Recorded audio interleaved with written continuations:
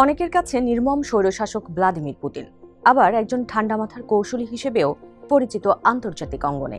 প্রয়াত মার্কিন senator John McCain রসিকতা করে বলতেন, পুতিনের চোখের দিকে তাকালেই আমি তিনটি অক্ষর দেখতে পাই, তা হলো কে, জি আর বি। এর মাধ্যমে সোভিয়েত গোয়েন্দা সংস্থা কেজিবিকে পুতিনের অতীত জীবনের কথাই ইঙ্গিত করতেন তিনি। প্রেসিডেন্ট পুতিনের ধারণা, কূটনৈতিক পরিস্থিতি এখন তার অনুকূলে।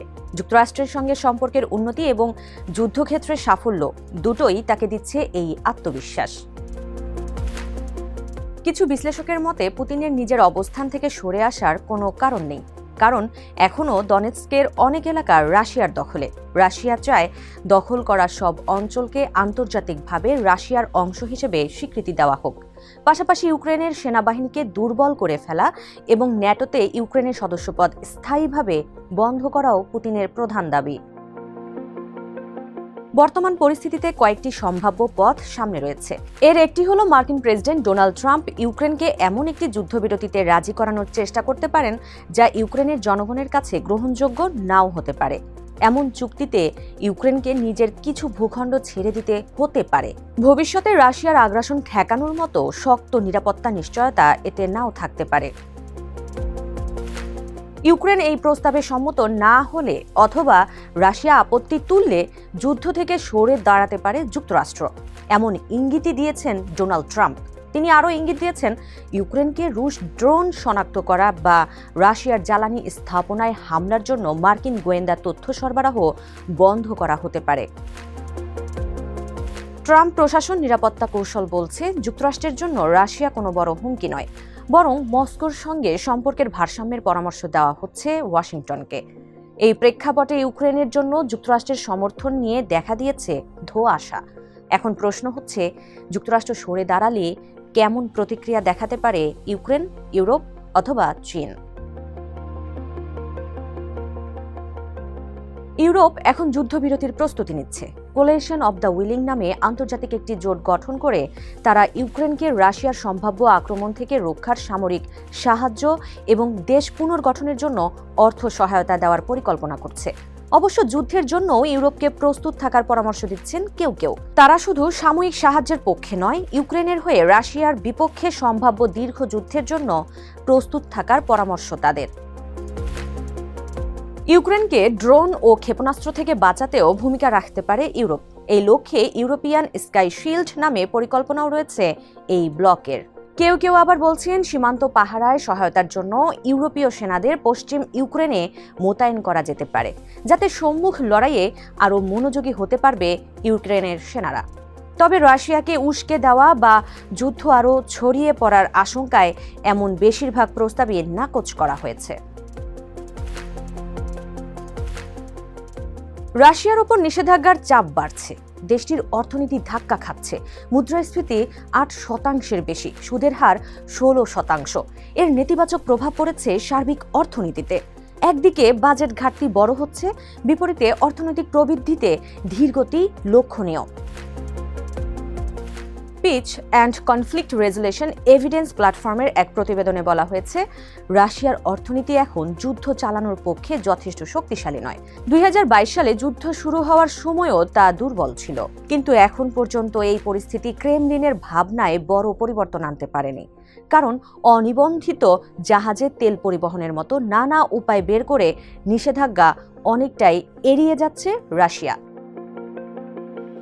রুশির সেন্টার ফর ফাইন্যান্স অ্যান্ড সিকিউরিটির পরিচালক টম কিটিং বলেন, পশ্চিমা নিষেধাজ্ঞাগুলো জটিল, এতে অনেক ফাঁকফোকর আছে। নিষিদ্ধ তেলকে অনুমোদনহীন কোম্পানির নাম ব্যবহার করে বিক্রি করার চেষ্টা করবে মস্কো। তিনি আরও বলেন, পশ্চিমারা যদি সত্যি রাশিয়ার যুদ্ধ অর্থনীতিকে ক্ষতিগ্রস্ত করতে চায়, তবে তাদের রাশিয়ার সব তেলই নিষিদ্ধ করতে হবে।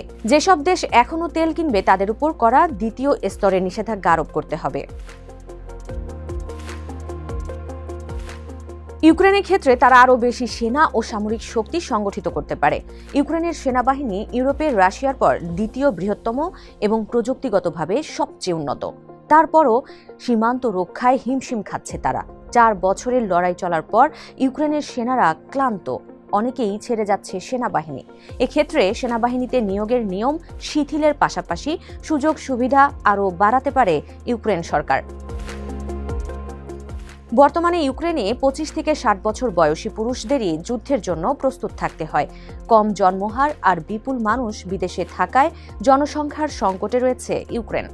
সিনিয়র এক ব্রিটিশ সামরিক কর্মকর্তা বলেন, ইউক্রেন সেই দেশগুলোর একটি যারা অস্তিত্বের হুমকির পরও তাদের 20 বছরের টগবগে তরুণদের সরাসরি যুদ্ধে পাঠায়নি। ইউক্রেন যদি আরও দূরপাল্লার ক্ষেপণাস্ত্র পায় বা তৈরি করতে পারে তাহলে তারা রাশিয়ার আরও ভেতরে আঘাত করতে পারবে। চলতি বছর রাশিয়ার অধিকৃত অঞ্চল এবং রাশিয়ান ফেডারেশনের ভেতরে বিমান হামলা বাড়িয়েছে ইউক্রেন। এ মাসের শুরুতে ইউক্রেনের সামরিক কমান্ডাররা বলেছেন, শরৎকালে রাশিয়ায় 50টিরও বেশি জ্বালানি ও সামরিক শিল্প সংক্রান্ত স্থাপনায় আঘাত হেনেছে তারা। কার্নেগি রাশিয়া ইউরেশিয়া সেন্টারের পরিচালক আলেকজান্ডার গাবুয়েভ বলেন, এই বছরের শুরুতে কিছু রাশিয়ান জ্বালানি ঘাটতির মুখে পড়েছিলেন। অক্টোবরের শেষের দিকে ইউক্রেনীয় ড্রোনগুলো রাশিয়ার 38টি প্রধান তেল শোধনাগারের অর্ধেকের বেশি স্থানে আঘাত হেনেছে। এসব হামলা নিয়ে রাশিয়ার সরকার এবং দেশটির সাধারণ মানুষকে খুব একটা চিন্তিত বলে মনে হয় না। এমন প্রেক্ষাপটে আরও জোরালো হামলা হলে মস্কোর উপর কতটা প্রভাব পড়বে তা স্পষ্ট নয়।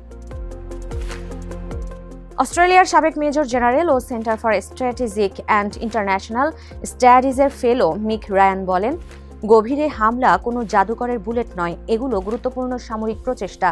তবে পুতিনকে আলোচনার টেবিলে আনা বা যুদ্ধে জয়লাভ করার জন্য এসব যথেষ্ট না। রয়্যাল ইউনাইটেড সার্ভিসেস ইনস্টিটিউটের জ্যেষ্ঠ সামরিক গবেষক সিদ্ধার্থ কৌশল বলেন, গভীরে হামলা অবশ্যই রাশিয়ার জ্বালানি ও সামরিক অবকাঠামো ক্ষতিগ্রস্ত করবে, তবে এটি বিপরীত প্রভাবও ফেলতে পারে। এতে রাশিয়ান নেতৃত্ব আরও দৃঢ়ভাবে বিশ্বাস করবে যে একটি স্বাধীন ইউক্রেন তাদের জন্য বড় সামরিক হুমকি। অবশ্য একটি কূটনৈতিক পথ এখনও খোলা আছে। কিছু বিশ্লেষকের মতে পুতিনকে সম্মানের সঙ্গে যুদ্ধ থেকে সরে আসার সুযোগ দেওয়া হলে তিনি সেটি বেছে নিতে পারেন। এমন চুক্তি বাস্তবায়ন করতে হলে রাশিয়ার সঙ্গে সরাসরি যুক্ত হতে হবে যুক্তরাষ্ট্রকে। এর জন্য আলাদা আলোচক দল গঠনের পাশাপাশি চুক্তি মানতে প্রভাব ও ক্ষমতা প্রয়োগ করতে হবে ওয়াশিংটনকে।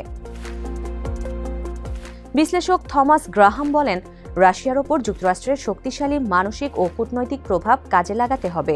এক্ষেত্রে রাশিয়াকে একটি বড় শক্তি হিসেবে এবং পুতিনকে একজন বিশ্বনেতা হিসেবে স্বীকৃতি দেওয়ার ক্ষেত্রে যুক্তরাষ্ট্র, বিশেষ করে ডোনাল্ড ট্রাম্পের ভূমিকা অত্যন্ত গুরুত্বপূর্ণ। পুতিনের কাছে চীনের প্রভাব খুব গুরুত্বপূর্ণ। তিনি যে কজন বিশ্বনেতার কথা শোনেন, চীনের প্রেসিডেন্ট শি জিনপিং তাদের একজন। শি যখন পারমাণবিক অস্ত্র ব্যবহার না করার জন্য সতর্ক করেছিলেন, ক্রেমলিন তার সঙ্গে সঙ্গে মেনে নিয়েছিল।